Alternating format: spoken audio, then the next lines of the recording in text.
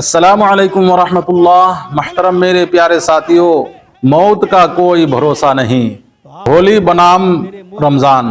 सुनिए हजरत मौलाना जर्जिश अंसारी साहिब का खूबसूरत खिताब जरूर सुनिए और हमारे इस चैनल को सब्सक्राइब कीजिए ताकि नए नए बयानात आपको सुनने को मिले। होली का रंग सड़कों पर खुलेआम फेंका जाता है, सड़कें जाम होती हैं, तो आपसे कहा जाएगा तेरे मुंह में जबान भी है, तुझे बोलना भी आता है, तू हमारे खिलाफ होता कौन है बोलने वाला। मेरे आप जुमे की नमाज भी मस्जिद के बाहर 5 मिनट की नमाज आप नहीं पढ़ सकते हो, नहीं पढ़ सकते हो। मस्जिद के अंदर ही नमाज पढ़ो, मस्जिद के बाहर नहीं। लेकिन तुम्हारे लंगर रोड पे चलेंगे खुलकर, तुम्हारे कांवड़िए सरेआम घूम के चलेंगे सड़कों पर जाम लगाते हुए, उसके ऊपर हेलीकॉप्टर से फूलों की बारिश भी होगी। जहां चाहेंगे वहां रुक जाएंगे और डेरा डालेंगे। अगर आप ये कहो ठीक है साहब हम अपनी नमाजें तो मस्जिद में पढ़ेंगे, लेकिन आपके भाई भी तो बाहर में लंगर डालते हैं, खाने खिलाते हैं, सड़कें जाम करते हैं, होली का रंग सड़कों पर खुलेआम फेंका जाता है, सड़कें जाम होती हैं, तो आपसे कहा जाएगा तेरे मुंह में जबान भी है, तुझे बोलना भी आता है, तू हमारे खिलाफ होता कौन है बोलने वाला। मेरे भाइयों, यही चीज मैं समझाने की कोशिश कर रहा हूं बंगाल के लोगों को, जिसकी बुनियाद पर हमें आज चैनल वाले डिबेट में लाने की कोशिश करते हैं और दिखाते हैं कि देखो ये कितना भयभीत कर रहा है मुसलमानों को, ये कितना डरा रहा है मुसलमानों को। यह समझने की कोशिश करिए। आप नहीं बोल सकते हो साहब, आप कौन होते हैं बोलने वाले, ये कहने वाले। आप हमारे इलाके में आ जाइए, मंगल का दिन पूरा का पूरा हॉर्न, गाड़ियां सब जाम हो जाते हैं हॉर्न देते देते, क्योंकि वहां लंगर चलता है, खाने पीने का दौर चलता है। और गुरुद्वारे में चले जाइए चांदनी चौक पर मेरे भाइयों, हर संडे को हमारे सिख भाइयों का लंगर चलता है, पूरा रास्ता जाम हो जाता है। लेकिन आपने अगर 5 मिनट की नमाज पढ़ ली तो सारी आफतें और सारी मुसीबतें आप पैदा कर रहे हैं, रास्ते आप जाम कर रहे हैं। अगर आपने ये कह दिया कि आपके अंदर भी ऐसा हो रहा है, ये लोग ऐसा कर रहे हैं, तो तेरे अंदर जबान भी है, तू बोलता भी है, तेरे मुंह में जबान भी है। ये सूरत हाल है आज हमारी। इस कंडीशन को समझने की जरूरत है, हिकमत को। मेरे भाइयों, शेर ने शिकार किया गधे का, भेड़िए ने शिकार किया बकरी का, लोमड़ी ने शिकार किया खरगोश का। 3 जानवरों ने 3 जानवर को मारा। याद रखना, शेर ने किसको मारा? गधे को। भेड़िए ने किसको मारा? बकरी को। लोमड़ी ने किसको मारा? खरगोश को। अब शेर ने कहा भेड़िए से, भेड़िए बताओ कौन सा जानवर कौन खाएगा, तुम इंसाफ करो। शेर ने कहा, जज किसको बना दिया? भेड़िए को। तुम बताओ कौन सा जानवर कौन खाएगा। भेड़िया शेर के जुल्म को समझ नहीं पाया, ये नहीं जानता था कि शेर इतना जालिम है, वो समझ नहीं पाया। उसने कहा बहुत आसान है। कहा क्या आसान है? कहा गधा आपने मारा, बड़ा भी है, गधा आप खा लीजिए। बकरी मैंने मारी, मेरे हिसाब की ठीक है, बकरी मैं खा लेता हूं। और लोमड़ी ने खरगोश मारा, ये लोमड़ी खरगोश खा लेती है। तीनों ने 3 जानवर मारे, अपना अपना जानवर सब खा लें, आप गधा खा लो, मैं बकरी और लोमड़ी खरगोश। शेर ने कहा इधर थप्पड़ मारा, इतना बेकार फैसला, और पकड़ा और उसको उठा के फाड़ दिया, कत्ल कर दिया, नोच डाला उसको। अब ये भी मर गया। कमीना, फैसला करना आता नहीं, फैसला करने चले गए। लोमड़ी से कहा कमीना ये फैसला ही करना नहीं जानता, पता नहीं कहां से सीख के आया था। तुम बताओ कौन सा जानवर कौन खाएगा, तुम फैसला करो। लोमड़ी ने तो भेड़िए का हाल देख लिया। लोमड़ी कहती वाकई बड़ा पागल था, कमीने को फैसला करना ही नहीं आता था। अच्छा तो तुम्हारा फैसला क्या है? अरे मेरा फैसला क्या है हुजूर, आप जंगल के राजा हैं, सुबह उठिए गधा खाइए, दोपहर में आप बकरी खा लीजिए, शाम को मुंह का जायका बदलने के लिए खरगोश खा लीजिए, और अब तो भेड़िया भी हाजिर है साहब, सोते वक्त भेड़िया भी खा लीजिए। ये चारों जानवर आप नहीं खाएंगे तो कौन खाएगा? आप जंगल के राजा हैं, ये चारों जानवर आपके हैं। दिन में सुबह उठिए तो गधा खा लीजिए, दोपहर में बकरी खा लीजिए, शाम को खरगोश खा लीजिए, और रात में भेड़िया खा लीजिए। ये चारों जानवर आपके हैं। शेर ने मुस्कुराते हुए कहा, इधर आओ। शाबाश, ये है फैसला। इतना अच्छा फैसला तुमने किससे सीखा? लोमड़ी ने कहा हुजूर भेड़िए से सीखा है।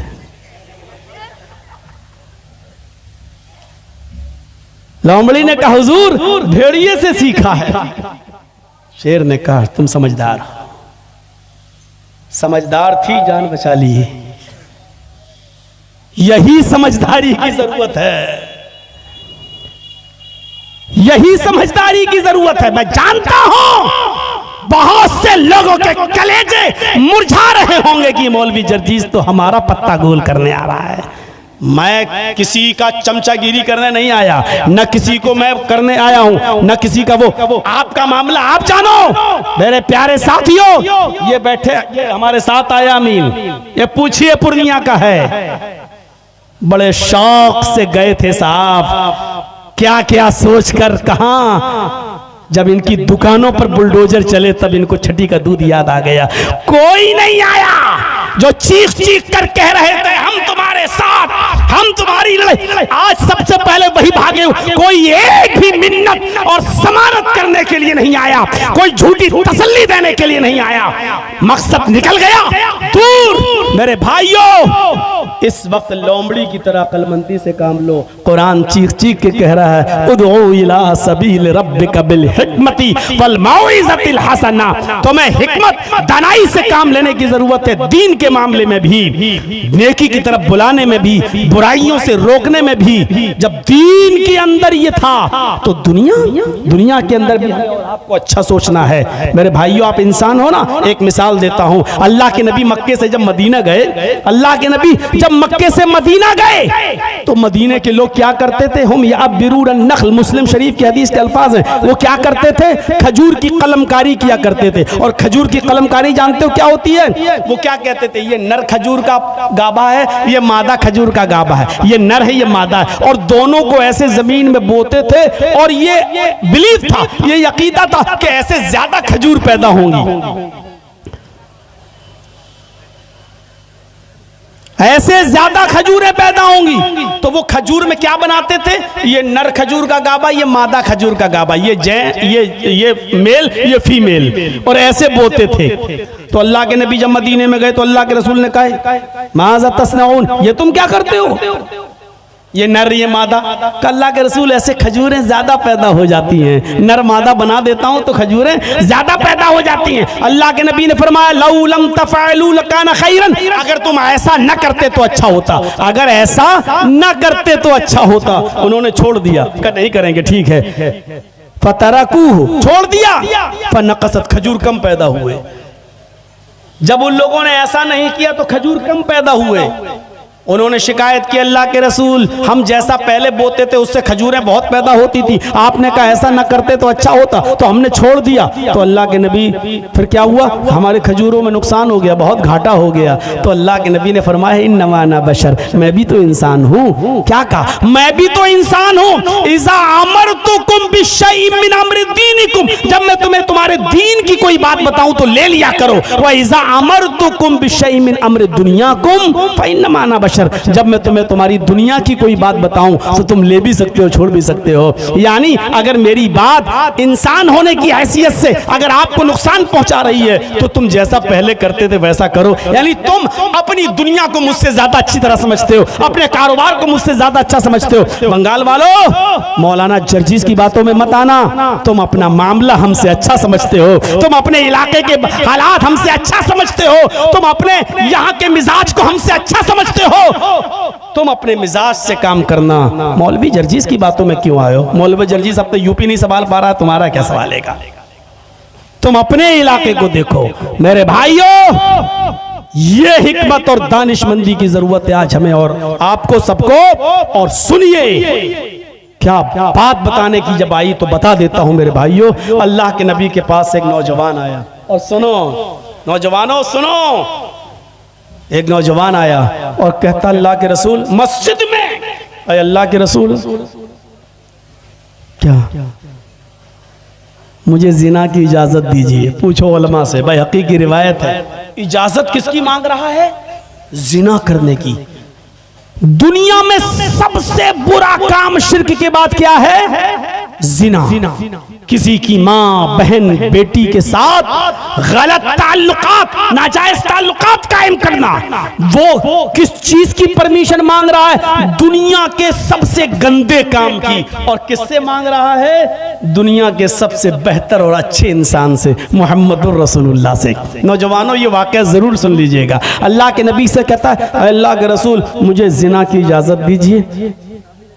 जिना के लिए मेरे पास इंतजाम है, यानी मेरी कोई दोस्त है, मेरी गर्लफ्रेंड है, मुझे बस परमिशन दीजिए।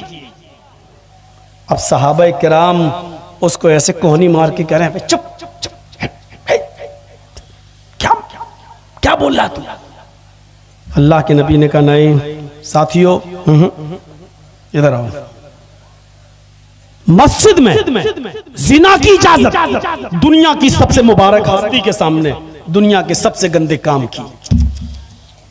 अभी कोई मौलाना जर्जी से कहे कि जर्जी साहब हमारे यहाँ अड्डे हैं, बने हुए हैं 500,000 रुपए में, क्या इजाजत है? तो हम क्या कहेंगे, कभी ने आज के बाद बात मत करना, इतने गंदे काम की इजाजत ना, तेरे घर में माँ बहन नहीं है। ये समझाने का अंदाज है आज हम लोग। अल्लाह के नबी के सामने वो कह रहा, साहबा भी कह रहे हैं, क्या मांग, चुप। अल्लाह के नबी कहते, नहीं इधर आओ, मिन्नी, मेरे करीब हो जाओ। बुलाया, क्या कह रहे हो? खुल के कहो, क्या कहते हो? अल्लाह के रसूल मैं जिना करना चाहता हूं, एक लड़की से दोस्ती है मेरी, आपकी परमिशन की जरूरत है। आपने कहा ठीक है, मैं दे दूंगा परमिशन, लेकिन सुनो, जो काम तुम उस लड़की के साथ करना चाहते हो, अगर मैं तुमसे ये कहूं ये काम तुम अपनी माँ के साथ करो तो करोगे? क्या अंदाज था समझाने का। जो काम तुम उस लड़की के साथ करना चाहते हो, अगर मैं तुमसे ये कहूं कि ये काम तुम अपनी माँ के साथ करो, इसलिए कि जो चीज उसके पास है वही तुम्हारे माँ के पास भी है। सोचोगे आप? उसने कहा, फिदा का भी वो उम्मी या रसूल अल्लाह, आए अल्लाह के नबी मेरे माँ बाप आप पर कुर्बान, मैं ऐसा नहीं कर सकता। कौन शरीफ इंसान है जो अपनी माँ के साथ जिना करेगा? आपने कहा अच्छा ठीक है, अपनी बहन के साथ ये काम करोगे? उसने कहा, अल्लाह के नबी सल्लल्लाहु अलैहि वसल्लम मेरे माँ बाप आप पर कुर्बान, कोई भी शरीफ इंसान अपनी बहन के साथ भी ये काम नहीं करेगा। आपने कहा अपनी बेटी के साथ ये काम करोगे? उसने कहा, अल्लाह के नबी कोई भी शरीफ इंसान अपनी बेटी के साथ भी ये काम नहीं कर सकता। आपने कहा अच्छा ऐसा करो, अपनी खाला के साथ ये काम कर लो। उसने कहा कोई शरीफ इंसान अपनी खाला के साथ भी ऐसा नहीं कर सकता। आपने फरमाया अपनी फूफी के साथ ये काम कर लो। कहता मेरे माँ बाप आप पर कुर्बान, आए अल्लाह के नबी कोई भी शरीफ इंसान अपनी फूफी के साथ भी ये काम नहीं कर सकता। आपने कहा जिस लड़की के साथ तुम जिना की परमिशन मांग रहे हो वो भी किसी की माँ होगी, वो भी किसी की बहन होगी, वो भी किसी की बेटी होगी, वो भी किसी की फूफी होगी, वो भी किसी की खाला होगी। जब तुम अपनी बहन और बेटी के साथ अपनी माँ के साथ ये काम करना गवारा नहीं कर रहे हो और ये भी नहीं चाहते हो कि कोई दूसरा तुम्हारी माँ बहन बेटी के साथ ये काम करे, तो फिर दूसरा ये कैसे चाहेगा जिसकी वो बहन होगी बेटी होगी भी, वो कैसे पसंद करेगा कि मेरी बहन के साथ मेरी बेटी के साथ मेरी फूफी के साथ ये गलत काम हो? कैसे बर्दाश्त करेगा? बोलो। तुम करोगे? कहा नहीं। तो फिर वो कैसे करेगा अगर उसको पता चलेगा तो? कहने लगा अल्लाह के नबी आपने जैसे समझाया मुझे अच्छी तरीके से इल्म हो गया, मेरे सर पे हाथ फेरिए और मेरे लिए दुआ करिए। अल्लाह के नबी ने उसके सर पे हाथ फेरते हुए फरमाया, आय अल्लाह इस नौजवान की नजरों की हिफाजत फरमा। उस नौजवान का बयान है कि उस दिन की तारीख से फिर मेरी नजर किसी लड़की तो छोड़ो, किसी हराम चीज की तरफ मेरी नजर नहीं उठी। इस अंदाज से समझाते थे, डायरेक्ट ये नहीं कहते थे भाग जिना की इजाजत लेने आया, नहीं। आपने कहा इधर आओ, समझाया तो ऐसे समझाया कि ये काम क्या तुम अपनी माँ के साथ करोगे, अपनी बहन के साथ करोगे, अपनी बेटी के साथ करने को तैयार हो, अपनी फूफी और चची के साथ करने को तैयार हो। उसने हर बात पे कहा नहीं। आज भी किसी से पूछा जाए तो वो यही कहेगा कि नहीं। मेरे इटावा में एक रिक्शे वाला था, बहुत पुरानी बात है, मेरे इटावा में एक रिक्शे वाला था, एक अमीर आदमी उस आदमी के रिक्शे पर बैठता है और इत्तेफाक देखिए उससे कोई झगड़ा हो जाता है किसी बात का। वो अमीर आदमी बड़ा सोर्स वाला था, उसने मारा पीटा और झगड़े का इल्जाम उस लड़के के ऊपर, उस रिक्शे वाले उस गरीब आदमी के ऊपर लगा दिया और उसको जेल भिजवा दिया और ऐसा घिनौना इल्जाम लगवाया जिस पर उसको 4 साल की सजा होती है। उसके बाप नहीं थे, उस लड़के की माँ नहीं थी, सिर्फ एक बहन थी। वो बहन भी 17-18 साल की हो चुकी थी। उसको सिर्फ जेल में फिक्र थी तो अपनी बहन की फिक्र थी कि मेरी बहन, पूरी जिम्मेदारी मेरे ऊपर, मैं अपनी बहन के हाथ पीले करने वाला था। उसकी शादी रिक्शा चला चला कर कमा कर अपनी बहन की शादी करने की तैयारी कर रहा था, लेकिन मुझे को जेल में डाल दिया गया। 4 साल तक उसने अपनी बहन का चेहरा नहीं देखा और 4 साल के बाद जब अपनी सजा पूरी करने के बाद जब अपने घर लौटा तो क्या देखता है कि मेरे गांव का एक बुजुर्ग आदमी, मेरे गांव का एक मोतबर आदमी मेरी बहन को अपने घर में अपनी बेटी की तरह रखे हुए हैं। उसने उसकी परवरिश की, खिलाया पिलाया और आराम से रखा। उसके बाद वो लड़की, वो बहन जब अपने भाई के सीने से चिपकती है, रोती है, आंखों में आंसू आते हैं, तो इस लड़की ने रोते हुए कहा कि भाई अगर ये अब्बू ना होते, ये बुजुर्ग ना होते तो आपकी बहन मुंह दिखाने के लायक न रहती। मैंने सोच लिया था कि अपने भाई को जेल से छुड़ाने के लिए मुझे कुछ भी करना पड़े, मुझे अपना जिस्म ही क्यों ना बेचना पड़े, लेकिन मैं आपको जेल से छुड़ाऊंगी। लेकिन इस बुजुर्ग ने मेरी बड़ी इज्जत की है, अपनी बेटी की तरह रखा है, इसलिए मेरा हौसला बढ़ता गया। आए मेरे भाई, अगर ये बुजुर्ग ना होता तो आज मैं आपकी बहन आपको मुंह दिखाने के लायक ना होती। जैसी उसने ये कहा, इस रिक्शे वाले भाई ने अपनी बहन का मुंह पकड़ लिया और कहा, खामोश, चुप चुप चुप, खामोश। दुनिया में ऐसा कोई मर्द पैदा ही नहीं हुआ है जो मेरी बहन पर गलत नजर डाल सके। उसने मुस्कुराते हुए कहा, भाई अपनी बहन पर इतना गर्व कैसे? उसने कहा, बहन पर गर्व नहीं, मुझे अपने आप पर गर्व है। मेरी बहन, तेरा भाई रिक्शा चला चला कर तेरे जहेज का इंतजाम करता है, तेरा पेट पालता था। एक ही सपना था कि मैं अपनी बहन का घर बसा सकूं। मेरी बहन, तेरे भाई के रिक्शे पर कॉलेज की लड़कियां भी बैठती हैं, स्कूल की लड़कियां भी बैठती हैं। तेरा भाई अपने गमछे से सीट साफ करता है और उन लड़कियों को बिठाकर उनको कॉलेज तक, उनके स्कूल तक पहुंचाता है। मेरी बहन, तेरे भाई के रिक्शे पर अब तक जितनी भी लड़कियां बैठी हैं, तेरे भाई ने उनको अपनी बहन की नजर से देखा है। तेरे भाई ने उनको अपनी बहन की नजर से देखा है। जब मैंने किसी की बहन बेटी पर गलत नजर नहीं डाली, जब मैंने हर एक को अपनी बहन की नजर से देखा है, जब मैंने किसी की बहन पर गलत नजर नहीं डाली, तो ऐसा कौन माँ का लाल है जो मेरी बहन पर गलत नजर डाले? फख्र के साथ यहां जितने भी बैठे हैं सुन लो, जितने दूसरों की बहनों बेटियों पर गलत नजरें डालते हैं और मोबाइलों पर रात रात भर लगे रहते हैं, सुन लो, तुम्हारी बहनों बेटियां भी महफूज नहीं है। गर्व के साथ वही कह सकता है जो दूसरों की बहन को अपनी बहन, दूसरों की बेटियों को अपनी बेटी समझेगा, वो गर्व के साथ कह सकता है कि मेरी बहन पर कोई गलत नजर नहीं डाल सकता, मेरी बेटी पर कोई गलत नजर नहीं डाल सकता। इस हम्माम में सब नंगे नजर आएंगे। है इतनी हिम्मत, है इतनी जुर्रत, है इतनी बहादुरी जो ये कह सको मेरे भाइयों, हमें और आपको पहचानना पड़ेगा। अल्लाह के रसूल इस तरीके से बुराइयों को रुकवा रहे हैं, नहीं भगा नहीं रहे हैं। आप कह रहे हैं अपनी बहन के साथ, अपनी माँ के साथ करोगे नहीं, आखिरकार शर्मिंदा होता है और आप उसके लिए दुआ करते हैं। अपने आप को बुराइयों से बचाओ, इस हद तक बचाओ कि अल्लाह के नबी रमजान के महीने में एतिकाफ में बैठे हुए हैं। एतिकाफ समझते हैं ना, एतिकाफ में बैठे हुए हैं। दो बीवियां अल्लाह के रसूल सल्लल्लाहु अलैहि वसल्लम से मुलाकात करने के लिए आती हैं। दो बीवियां, नबी की दो बीवियां मुलाकात करने आती हैं। अगर कोई मर्द मस्जिद में एतिकाफ में बैठा है तो उसकी बेटी मिलने आ सकती, उसकी बीवी भी उससे मिलने आ सकती है, कोई बुराई नहीं है। अल्लाह के नबी एतिकाफ में बैठे हैं, आपकी दो बीवियां आपसे मिलने आई, थोड़ी देर रुकी, घर की बात हुई और चलने लगी। आप अपनी दोनों बीवियों को मस्जिद के दरवाजे तक छोड़ने आए। उन दोनों बीवियों ने सर छिपा रखा था, उन्होंने अपने हाथों में सॉक्स, हाथों में ग्लव्स और पैरों में सॉक्स पहन रखे थे। अल्लाह के नबी जब अपनी बीवियों को मस्जिद के दरवाजे पर छोड़ने आए तो दो अंसारी नौजवानों को आते हुए देखा।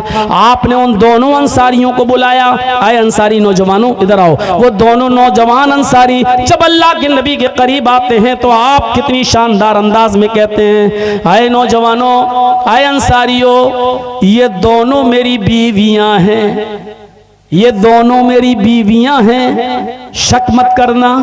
अल्लाह के नबी आप कैसी बात कर रहे हैं, आपके ऊपर कौन शक कर सकता है? आपने कहा नहीं, यहां से गुजरने के बाद शैतान जो खून की रगों में दौड़ता है वो हमारे दिलों में ये वसवसा डाल सकता। पता नहीं मोहम्मद किन औरतों से बात कर रहा था। देखो ये दोनों मेरी बीवियां हैं, कोई पराई नहीं है। इस तरीके से गुनाहों से बचा करते थे कि आपको शक है कि ये दोनों जाने के बाद कहीं मेरे बारे में गलत बातें न फैलाएं। आप बुलाकर कहते थे ये दोनों मेरी बीवियां हैं, कोई और नहीं। शरीयत तो ये कहती है कि साली भी अपनी बहनोई की मोटरसाइकिल पर नहीं बैठ सकती, और शरीयत तो ये कहती है कि कोई भाभी भी अपनी देवर के साथ ससुराल से घर नहीं आ सकती, मैके से घर नहीं आ सकती ससुराल, और न ससुराल से अपने मैके जा सकती है। देवर होता कौन है? यहां तो भाई खुद हुक्म देता है छोटे भाई को कि भाभी को ले आओ, भाभी को छोड़ाओ। यहां बीवी खुद कहती है कि लो छोटी बहन को घर छोड़ाओ, छोटी बहन को स्कूल छोड़ाओ। ये जुल्म है, ये ज्यादती है, ये जुल्म है, ये ज्यादती है। शरीयत का मिजाज तो यह है कि कोई साली भी अपने जीजा के साथ सफर नहीं कर सकती है। मियाँ और बीवी खाना खा रहे हैं, जर्जीस अपनी बीवी के साथ बैठकर खाना खा रहा है, बीवी की मौजूदगी में बीवी की बहनों मेरी साली अगर घर में आ जाए तो बीवी के साथ बीवी की मौजूदगी में भी वो मेरे साथ खाना नहीं खा सकती है। शरीयत बीवी की मौजूदगी में भी साली को अपने जीजा के साथ बीवी की मौजूदगी में भी खाने की इजाजत नहीं देती, और जब इजाजत साथ में नहीं देती, शौहर के साथ भी नहीं देती, तो अकेले तुम्हें बाइक पर बैठकर खगड़ा मेला जाने की इजाजत देगी शरीयत? ये खगड़ा का नाम मैंने क्यों लिया, बहुत सोच समझ के लिया है मेरे भाइयों। इसकी इजाजत देगी ये शरीयत। जब बीवी की मौजूदगी में साली को इजाजत नहीं है कि जीजा के साथ बैठ के खाना खाए, तो स्कूल जाएगी जीजा के साथ। और यही हाल भाभी का भी है, अपने देवर के साथ खाना नहीं खा सकती है, अपने शौहर की मौजूदगी में भी पर्दा है, और पर्दा भी इतना जबरदस्त। और आई तलहम व या रसूल अल्लाह, अल्लाह के रसूल क्या देवर से भी पर्दा करूं? आपने कहा दुनिया वालों से कुछ कमी हो जाए तो चलेगा, देवर से नहीं। कहा देवर से भी करूं? कहा देवर तो मौत है, अलहमुल मौत, देवर तो मौत है, देवर मौत। एक वाकया सुने हो सऊदी अरब का? भोपाल का एक आदमी था, सऊदिया में काम करता था। सऊदिया में वो टैक्सी चलाता था। टैक्सी सुने हैं वाकया? नहीं सुने तो सुन लो। टैक्सी चलाता था और उसकी ड्यूटी थी कि वो दिन भर टैक्सी चलाता था और रात में आके सोता था। तो एक बार वो ऐसे ही कपड़ा डाले बैठा हुआ था टैक्सी ड्राइवर जद्दा में, और ऊपर अपना हैंडकरचीफ रुमाल डाले हुए था, उसको कोई पैसेंजर नहीं मिल रहा था। थोड़ी देर के बाद एक औरत आई, उसका पेट बड़ा था, उसके पेट में बच्चा। वो आई और कहने लगी, जल्दी से मुझे हॉस्पिटल लेके चलो, तुम मुझे इंडियन लगते हो, तुम जल्दी से मुझे हॉस्पिटल लेके चलो, मुझे डिलीवरी का वक्त है। उसने ऐसे देखा, जल्दी बैठाला, पीछे की डिग्गी खोली और जल्दी से ये ड्राइवर, ये भोपाल का ये आदमी जल्दी से अपनी इस औरत को लेकर अस्पताल पहुंच गया। उधर इसका पेट देखकर इमरजेंसी में जल्दी से इस औरत को लोग लेके गए। इसने कहा कमबख्त अंदर चली गई, मेरा पैसा भी नहीं देके गई, कितना बना। उससे कहा बैठो बैठो, अभी बैठो, चेकअप हो जा। इसने सोचा पता नहीं कितनी देर लगेगी, क्या लगेगी। अच्छा, इससे पूछा तुम उस औरत को लेके आए हो जो अभी अंदर गई? कहा जी। अपना मोबाइल नंबर लिखो इस पर। तो मोबाइल तो चलता नहीं था उस वक्त, उसने जल्दी से अपने घर का लैंडलाइन का नंबर लिख दिया कि ये मेरा है, और जब वो औरत सही हो तो मुझे बता देना भैया, मैं इससे पैसे ऐसे लेते हुए निकल जाऊंगा, अभी पता नहीं क्या है। ये चला गया अपने घर। रात में अपने घर सोया, सुबह फजर में उठा, घंटी बज गई, फोन की, हेलो जी, कल आप उस औरत को लेके आए थे? जी जी जी जी, हॉस्पिटल में छोड़ा था, आप वही बोल रहे हैं? जी। अरे यार, कहाँ अपनी बीवी को तुम छोड़ के चले गए हो? हैं? बताओ, बेचारी रात भर परेशान रही, जल्दी आओ, जल्दी आओ, तुम्हें याद कर रही है, लड़का हुआ है तुम्हें। उसने कहा, ए डॉक्टर, दिमाग ठीक है तेरा? अच्छा हुआ ये फोन मैंने उठाया, मेरी बीवी ने नहीं उठाया, वरना यही महाभारत का युद्ध हो जाता। कहा आ रहे हो या नहीं आ रहे हो? इंडियन लोग बड़े कमीने होते हैं, पहले ये सब कर लेते हैं, बाद में कहते हैं कि बीवी नहीं है मेरी, जल्दी आओ, नहीं तो अभी पुलिस भेजता हूं तुम्हारे घर। नहीं नहीं नहीं, मैं आ रहा हूं। सीधे गया ड्राइवर टैक्सी चलाते हुए और सीधे उसी रूम में पहुंचा जहां ये लड़की औरत थी, और डांटते हुए कहता, कमबख्त चुड़ैल नागिन डाइन, मैं ही मिला था, हैं? इस बच्चे का बाप कहलाने के लिए तुझे शर्म नहीं आई? मैंने तेरे साथ हमदर्दी की और यहां तक लेके आया, बजाय मेरे पैसे देने के इस बच्चे का बाप मुझे बता रही है। अब रो के कहती, अरे आपको क्या हो गया है? थोड़ी सी लड़ाई में आप इतनी बड़ी सजा दे रहे हैं। अरे हर मियां बीवी में लड़ाई हो जाती है, थोड़ी सी सजा का आप इतना बड़ा मुझे अरे वो तो गले पड़ गई इसके। इसने कहा, डॉक्टर साहब, ये मेरी बीवी नहीं है। बहुत हुज्जत चली, वो कहती है, अल्लाह की कसम इसी का बच्चा है, और ये कहता है, अल्लाह की कसम इसका बच्चा मेरा बच्चा नहीं है। मामला इतना तूल पकड़ गया, इतना तूल पकड़ गया कि डॉक्टरों ने आके कहा, अच्छा रुको, अभी डीएनए टेस्ट करता हूं तुम्हारा इस बच्चे के खून से। और जैसे ही बच्चे का ब्लड और इसका ब्लड लिया, तो औरत कहती है कि डॉक्टर साहब, मशीनें कभी कभी गलत रिपोर्ट भी दे देती हैं। अब ये आदमी कहता, चुप, गलत रिपोर्ट दे देती हैं मशीनें, गलत रिपोर्ट देती हैं, तू गलत है। डॉक्टर ने कहा, कोई बात नहीं, 2 दिन में पता चल जाएगा, जाओ 2 दिन के बाद आना। अब ये 2 दिन के बाद जब रिपोर्ट आई तो डॉक्टर ये गया भागते हुए। कहा, डॉक्टर साहब क्या हुआ? डॉक्टर साहब ने उसी औरत के सामने इसकी रिपोर्ट पेश करते हुए कहा, ये झूठी है, तुम बिल्कुल सही हो, डीएनए टेस्ट से ये साबित हो गया कि ये बच्चा तुम्हारा नहीं है, ये झूठी है, मक्कार है ये औरत। अब औरत कहती, डॉक्टर साहब, मैंने कहा था ना कि मशीनें कभी कभी गलत रिपोर्ट दे देती है, ये डॉक्टर साहब ये बिल्कुल गलत है, मैं फिर कसम खा के कहती हूँ ये इसी का बच्चा है। अब ये कहता, चुप चुप, तेरी पोल सामने खुल गई है, तू नालायक औरत है, पता नहीं किसका पाप अपने पेट में पालती हो, मेरे ऊपर। अब गरीबान पकड़ लेती है, डॉक्टर साहब इसी का बच्चा है। डॉक्टर साहब सर पकड़ के कहते, छोड़ इसको। अरे मेरी बहन, मैं कैसे बताऊं तुझे, इसकी रिपोर्ट में आया ये बच्चा है ही नहीं इसका। कहा, नहीं इसी का बच्चा है। कहा, डॉक्टर साहब ने, बहन इसकी रिपोर्ट बताती है ये बाप बन ही नहीं सकता, और तुम कह रही हो कि ये बच्चा इसका है, ये तो बाप बन ही नहीं सकता। इसकी रिपोर्ट में साफ आया है कि ये बाप बनने के लायक ही नहीं है। अब इसका दिमाग चकराया, क्या क्या कह रहे हो, मैं बाप नहीं बन सकता?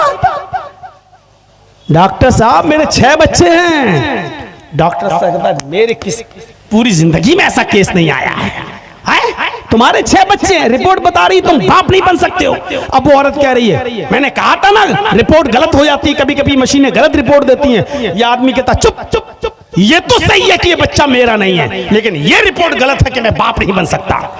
डॉक्टर ने कहा, पकड़ो फाइल, घर जाओ और देखो तुम्हारे खेत पर कौन किसान हल जोत रहा है। भाग यहां से। अब वो आया ड्राइवर, जैसे उसने रखा गाड़ी में फाइल, चलाते हुए कहता है अगर ये रिपोर्ट सही है तो ये बताइए ये हल जोत कौन रहा है मेरे घर में। सीधे घर में घुसा और दह लाठी, दह डंडे, दह जूते अपनी बीवी को। कह रही क्या हुआ अचानक तुम्हें? कहा ये बता कि ये बच्चे किसके हैं। कहा आपके कैसी बात करते, तुम्हें शर्म नहीं आती अपने बच्चों को? फिर मारा। मेरी रिपोर्ट ये बता रही है कि मैं बाप नहीं बन सकता, ये बता ये बच्चे किसके। नहीं तो उसी वक्त तक मारता रहूं। जब वो तबीयत से पिट चुकी तब कहती है सुनिए मैं बता रही हूं ये आपके बच्चे नहीं है। कहा ये तो मैं जानता ही हूं ये मेरे बच्चे नहीं है, ये बता कि बाप है कौन। कहा कि आपका भाई। कहा क्यों? कहा आप दिन में टैक्सी चलाते हैं, रात में सोते हैं। वो रात में टैक्सी चलाता है, दिन में यही रहता है। ओ तो कहा कि आप बाप बन ही नहीं पा रहे थे, मुझे खुशियां चाहिए थी, तो इसलिए मैंने एक बार मिला, एक बार मिली, तो फिर उसके बाद में ताल्लुकात बढ़ गए। 6 बच्चे उसके। तो उसने कहा यहाँ अगर तुम्हारी रिपोर्ट करूंगा तो बहुत सख्त सजा मिलेगी। जब बच्चे भी ये मेरे नहीं है इसी के हैं, तो अब चलो इंडिया में मैं तुम्हें तलाक देता हूं, अब तुम इसी के साथ तुम इससे शादी करना, इसके साथ रहना, यही तुम्हारी सजा है। बच्चे किसके? छोटे भाई के। इस हदीस की रोशनी में अब बताओ कैसा लग रहा है। अराइतल हमवा, देवर के बारे में आपका क्या ख्याल है? अल्लाह के नबी ने फरमाया अलहमुल मौत, देवर तो मौत है, ये मौत ही तो हुआ।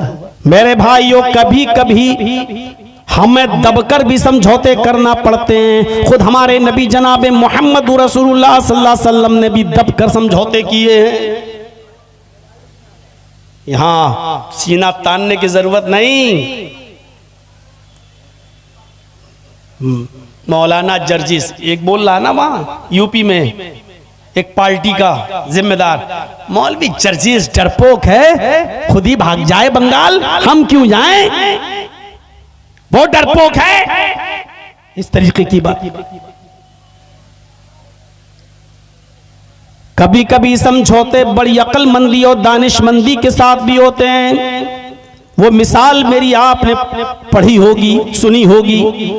एक तालाब पर बकरी भी पानी पी रही है और शेर भी पानी पी रहा है। एक तालाब है, उस तालाब पर शेर भी पानी पी रहा है, बकरी भी पानी पी रही है। शेर जहां मुंह डालता है पानी में, वहां से बहता हुआ पानी बकरी के पास आता है। बकरी उसी पानी को पी रही है, तो शेर का झूठा पानी बकरी को मिल रहा है। बकरी की तरफ से पानी बहता हुआ शेर की तरफ नहीं जा रहा है। शेर जहां मुंह डाल रहा है वहां से पानी बहता हुआ बकरी के पास आता है और बकरी उसी पानी को पीती है। जब दोनों पानी पी चुके तो शेर ने कहा गुर्राते हुए, तूने मेरा पानी गंदा क्यों किया? तूने मेरा पानी गंदा क्यों किया? झूठा क्यों किया? कौन कह रहा है? शेर। उल्टा, यानी कहते इसी को कहते हैं उल्टा चोर कोतवाल को डांटे। शेर कह रहा है, ए बकरी तूने मेरा पानी झूठा क्यों किया? बकरी कहती है हुजूर पानी तो आपकी तरफ से बहता हुआ आ रहा है, मैं तो आपका झूठा पानी पी रही हूं, मेरा झूठा पानी आप थोड़ी पी रहे हैं। पानी तो आपकी तरफ से बहता हुआ मेरे पास आया, हमने तो आपका झूठा पानी पिया। शेर कहता है अच्छा तो तू मुझसे मुंह भी चलाती है, जबान भी चला रही है, तुझे बोलना भी आता है, तू मेरे सामने बात करने की भी हिम्मत करती है। शेर आगे बढ़ा और उसने अपने पंजों से उस बकरी को फाड़ दिया। मैं शेर किसको कह रहा हूं और बकरी किसको कह रहा हूं ये समझ लो तो पूरी तकरीर समझ में आ जाएगी तुम्हारे।